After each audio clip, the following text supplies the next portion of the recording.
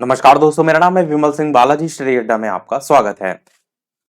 लेखपाल और super date के लिए प्रैक्टिस सेट हम आपको करा रहे हैं। लेखपाल के लिए आज आपने न्यूज भी देखी, सुबह मॉर्निंग में 40,000 पदों में लेखपाल की भी बात की गई है। इसलिए मैं लगातार आपको काफी समय से प्रैक्टिस करा रहा हूँ प्रश्नों की, ताकि आप पहले से जो है वो प्रिपेयर रहें। यदि नहीं देखे उससे पहले के प्रश्न, अलग से प्लेलिस्ट भी बनी है, डिस्क्रिप्शन में मिल जाएगी। तो इसी के सेंट में हमने इससे पहले हिंदी के 25 प्रश्न देखे थे, साइड माई बटन पिछला वाला वीडियो आपको मिल जाएगा। आज हम इसके जीके जीएस के प्रश्न देखेंगे, और इस तरीके के हम प्रश्न तब से देख रहे हैं ताकि आप थोड़ा सा उसमें इंटरेस्ट भी क्रिएट करते रहें। ग्रामीण विकास वाले प्रश्नों को अभी हम नहीं देख रहे हैं लेखपाल के अंतर्गत। कारण यह है क्योंकि उस प्रश्नों को हम पेपर की तिथि नजदीक आते ही साथ में जो है वो देखेंगे, क्योंकि थोड़े से प्रश्न बोरिंग टाइप के हैं। तो चलिए स्टार्ट करते हैं। प्रश्न नंबर 51, नाट्य शास्त्र के रचयिता जो है वो कौन थे? नारद मुनि, व्यास मुनि, भरत मुनि, झंडू मुनि। कौन सा इनमें से सही होगा?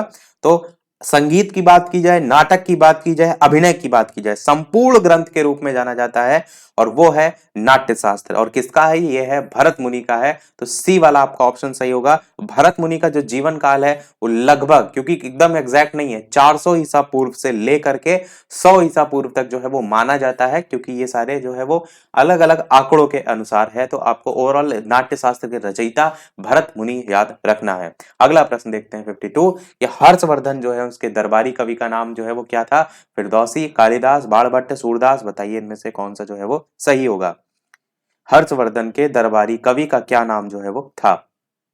आंसर की बात करते हैं तो मैंने आपको एक बार ट्रिक से भी इसको याद कराया है, कि मान लीजिए आपके सामने कोई हंस रहा है और आप जो है क्या कर रहे हैं, नहीं पसंद कर रहे हैं उसे, तो आप उसकी हंसी रोकने के लिए क्या कर सकते हैं? बाढ़ चला सकते हैं। बाढ़ होते हैं ना, तीर कमान वाले बाढ़, तो उसका जो मुंह है वो आपने बाढ़ से भर दिया। ये घटना आपको पहले भी देखने को मिल चुकी है, और कहाँ देखने को मिली है अगर आपको पता है तो कमेंट में आप बता सकते हैं। वो एक कुत्ते के साथ हुआ था।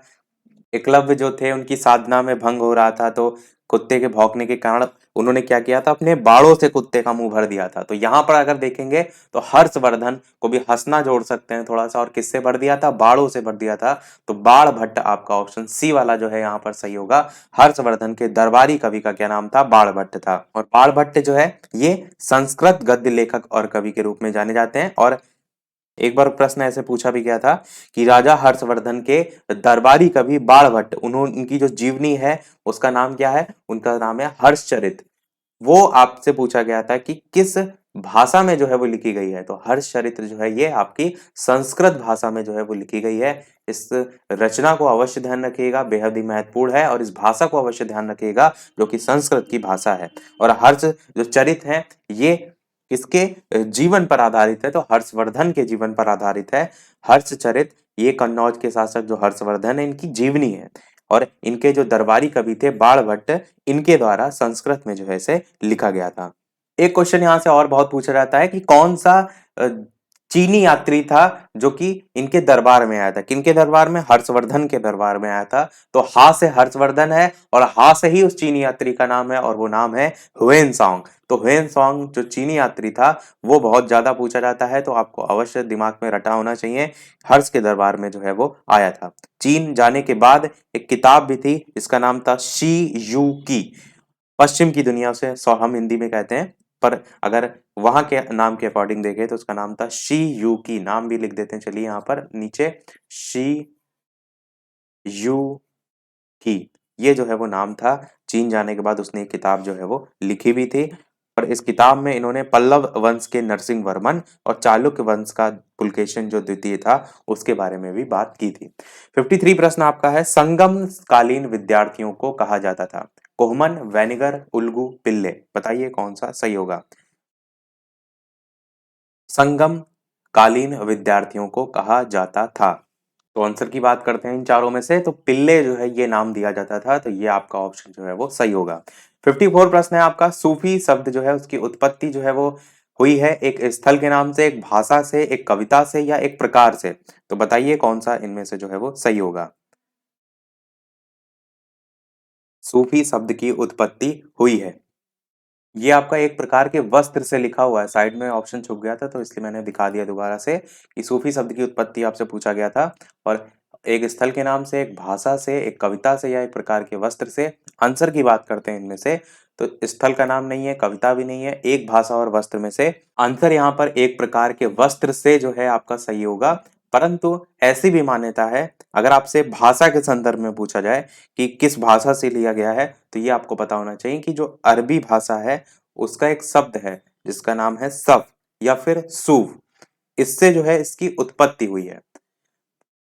और जो ये सफ होता है ये एक प्रकार का गलीचा होता है, कारपेट जिसको हम कहते हैं, होता वो एक हिसाब से वस्त्र ही है। तो इसलिए भाषा से न कह करके एक प्रकार के वस्त्र से हम इसकी उत्पत्ति की बात जो है वो करते हैं। तो इसलिए डी वाला आपका ऑप्शन यहाँ पर सही होगा।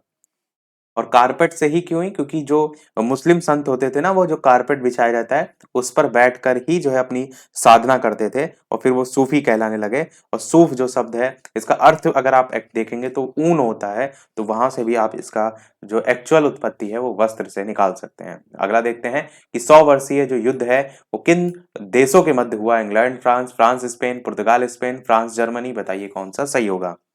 तो ऑप्शन एबीसीडी में से आंसर की बात करते हैं तो आपका इंग्लैंड और फ्रांस ऑप्शन ए वाला। और इसमें विजयी कौन रहा था? तो इसमें विजयी जो है वो फ्रांस विजयी जो है वो अंतिम समय में हो गया था। कब से कब तक चला था? तो 1337 से लगभग 1453 के आसपास जो है वो चला था। 56 प्रश्न है, सीएडी की फुल फॉर्म जो है वो क्या होती है? चार ऑप्शन दे रखे हैं, बताइए इनमें से कौन सा जो है वो सही होगा। Computer application in design, computer aided design, computer algorithm for design, या इनमें से कोई नहीं। तो कंप्यूटर के संदर्भ में ही आपसे पूछा गया है और कंप्यूटर के संदर्भ में ही आपको आंसर भी यहाँ पर बताना है।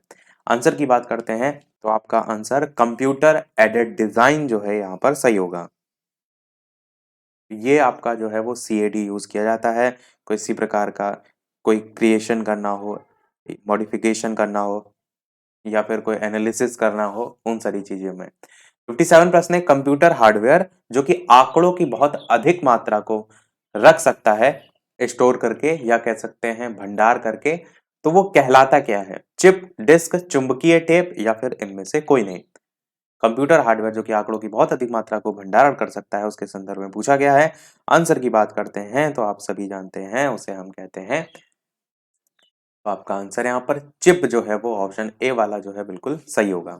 चिप जो है उसमें आप रख सकते हैं। बाकी स्टोर का डिस्क भी होता है, ये सारी, पर यहाँ पर बहुत अधिक मात्रा की बात जो है वो की गई है। अगला प्रश्न 58 है कि विश्व के सर्वोच्च पर्वत माउंट एवरेस्ट पर पहुंचने वाला पहला व्यक्ति कौन था?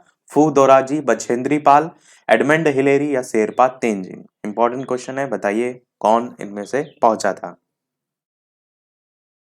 माउंट एवरेस्ट पर पहुंचने वाला पहला व्यक्ति, भारतीय नहीं बात की गई है, इस चीज का यहाँ पर ध्यान दीजिएगा, पहला व्यक्ति पूछा गया है। तो इन चारों में से आंसर आपका एडमंड हिलेरी जो है वो सही होगा। एडमंड हिलेरी जो है ये पहले व्यक्ति जो है वो थे माउंट एवरेस्ट की चोटी पर चढ़ने वाले। अगला है, भारत और पाकिस्तान के बीच की जो सीमा है उसको किस नाम से जाना जाता है? मैकमोहन रेखा, रेडक्लिफ रेखा, या फिर मैगीनॉट, या फिर डूरंड। यहाँ पर फा होता है, रेडक्लिफ। तो कौन सा इनमें से सही होगा? भारत और पाकिस्तान के बीच की सीमा। तो इन चारों में से आंसर की बात करते हैं तो रेड निशान किसका होता है? खतरे का होता है। तो उससे आप याद रख सकते हैं, भारत और पाकिस्तान में जैसे कोई युद्ध वगैरह चल रहा है तो खतरे का चिन्ह होता है। तो रेड क्लिफ रेखा आपका बी वाला ऑप्शन जो है यहाँ पर सही होगा। अगर बात करें मैकमोहन रेखा की, तो मैकमोहन रेखा भी काफी पूछा जाता है। तो मैकमोहन रेखा तो भारत और चाइना के बीच जो है ये जो रेखा है उसको कहा जाता है मैकमोहन रेखा। डूरंड रेखा जो है ये आपकी अफगानिस्तान और पाकिस्तान के बीच की सीमा है। अफगानिस्तान और पाकिस्तान, ये भारत और चाइना। और मैगीनॉट रेखा ये अमेरिका और कनाडा जो है उसके बीच में, अमेरिका और कनाडा। तो ये सभी आपको रटी होनी चाहिए। ये बार बार यहाँ से प्रश्न जो है आपके रिपीट होते रहते हैं। साथ ही साथ वीडियो पसंद आए तो लाइक सभी लोग अवश्य करते रहिएगा। इसी प्रकार अच्छे अच्छे प्रश्न हम प्रैक्टिस जो है वो करते रहें। अगला देखते हैं प्रश्न नंबर 60 कि इनमें से किस अवसर पर शाही स्नान और महास्नान पारंपरिक रूप से होता है? नामकरण, कन्यादान, अन्नप्राशन, या फिर कुंभ मेला। कौन सा इनमें से जो है वो सही होगा? आंसर की बात करते हैं तो शाही स्नान और महास्नान जो है वो कुंभ मेला पर होता है। तो डी वाला आपका ऑप्शन सही होगा। आप इनमें से कई लोग गए भी होंगे अभी तक। 61 प्रश्न है, अग्नि मंदिर इनमें से किस धर्म जो है उसका पूजा स्थल है? पारसी, ताओ, यहूदी, सिंतो। कौन सा इनमें से सही होगा?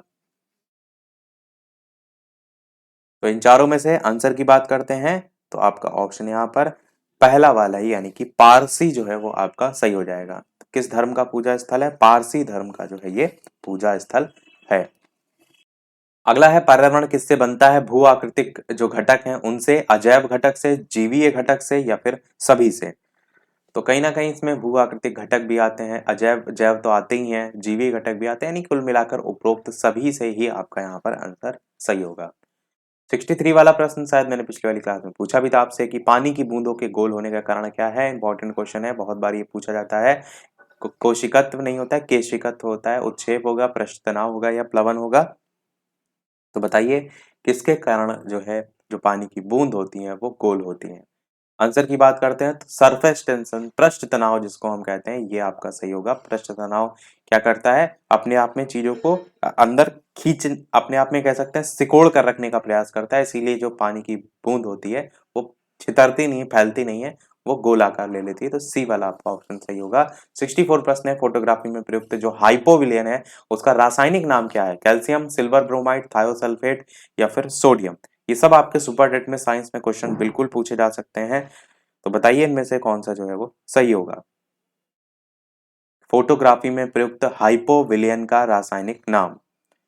आंसर की बात करते हैं इन चारों में से तो इसका नाम होता है सोडियम थायोसल्फेट।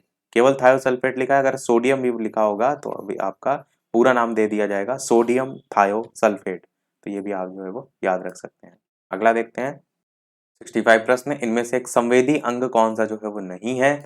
जीभ, नाक, कान, मस्तिष्क। बताइए कौन सा इनमें से जो है वो सही होगा। इनमें से एक संवेदी अंग जो है वो कौन सा नहीं है? जीभ जो है उससे हमें संवेदना मिलती है, जैसे हम कुछ चीज रखते हैं उसका स्वाद खट्टा मीठा कड़वा जैसा होता है, तुरंत हमें। इसी प्रकार नाक भी है, कान भी है, पर मस्तिष्क आपका एक संवेदी अंग जो है वो नहीं है। तो बस डी वाला आपका ऑप्शन यहाँ पर सही होगा। अगला, इनमें से कौन सा विटामिन सूर्य की रोशनी से बनता है? विटामिन डी, सी, बी या ए? बहुत ही आसान सा प्रश्न है, आप सभी जानते हैं कि प्राकृतिक स्रोत विटामिन डी जो है उसका होता है सूर्य का प्रकाश। तो ए वाला ही आपका ऑप्शन सही होगा। अगला, इनमें से जल जनित रोग कौन सा है? चेचक, मलेरिया, मधुमेह, हैजा? ये वाला क्वेश्चन हमने साइंस में भी देखा था, जो शाम के 8 बजे हम आपको टॉपिक वाइज वीडियो करा रहे हैं उसमें। तो बताइए चेचक, मलेरिया, मधुमेह या फिर हैजा में से कौन सा जो है वो सही होगा। आंसर की बात करते हैं तो आपका हैजा जो है यहाँ पर बिल्कुल सही होगा। तो आपका ऑप्शन डी वाला जो है वो बिल्कुल सही होगा।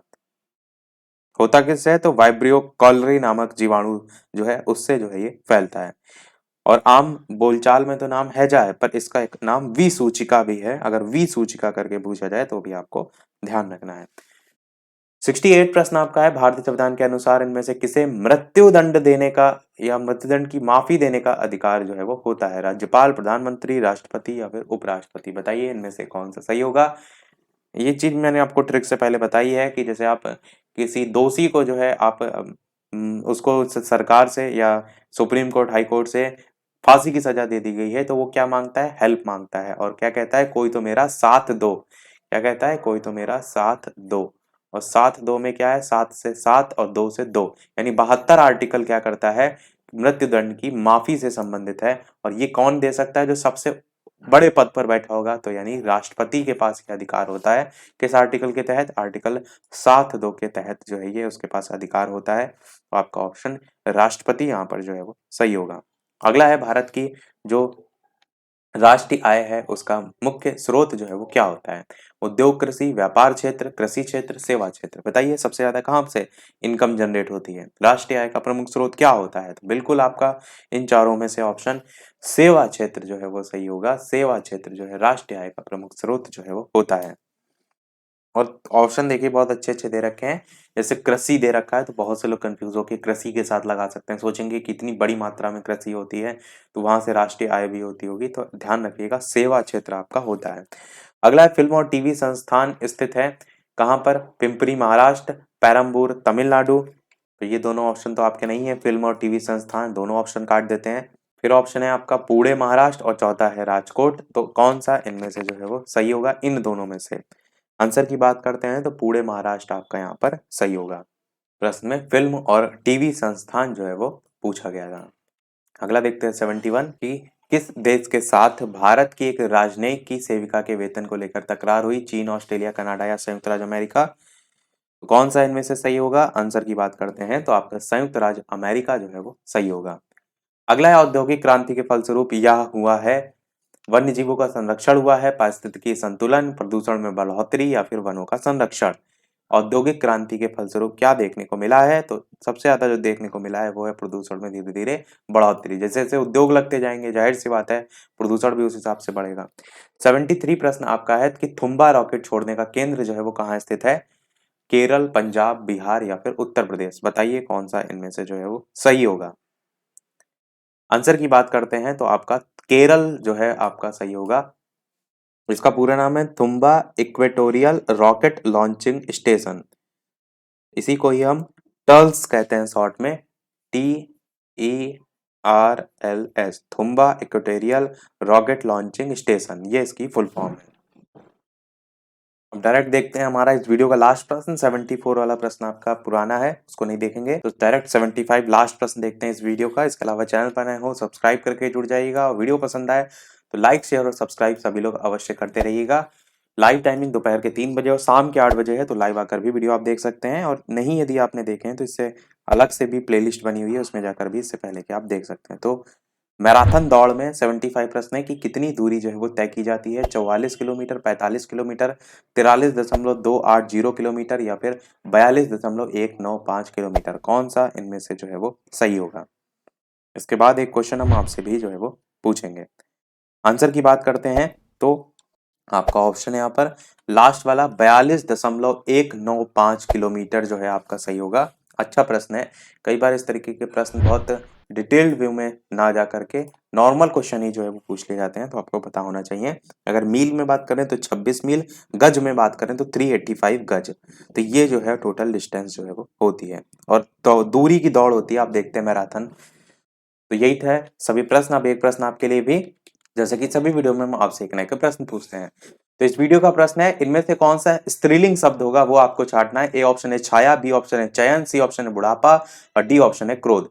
मैंने आपको बताया भी कैसे आप छाट सकते हैं, उसके साथ एक सेंटेंस जो है वो बनाकर। तो अपना आंसर वीडियो के मेन कमेंट में टाइप करके बताइएगा। लाइव टाइमिंग दोपहर के 3 बजे और शाम के 8 बजे, तो लाइव आकर भी वीडियो आप देख सकते हैं, प्रश्नों की प्रैक्टिस कर सकते हैं। तो आज में इतना ही रखते हैं, मिलते हैं अगले वीडियो में कुछ नए प्रश्नों के साथ, नए टॉपिक के साथ। तब तक के लिए नमस्कार, जय हिंद।